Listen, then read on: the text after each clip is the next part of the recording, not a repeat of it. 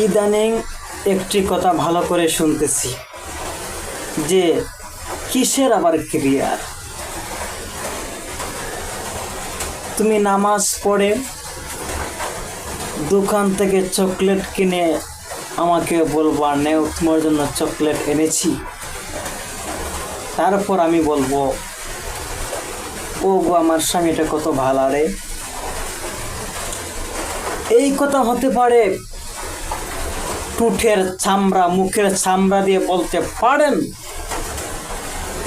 কিন্তু অন্তর থেকে বলেন নাই। একথা অন্তর থেকে বলেন নাই, বিয়ের পরে দেখা যাবে। অতএব যারা যারা বলেন কিসের আবার ক্রিয়া, লাগাও বিয়া, তাদের কথায় লাভ দিয়ে বিয়ে করো না যুবক ভাই। আগে নিজের কেরিয়ার করো, তারপর বিয়ে করো।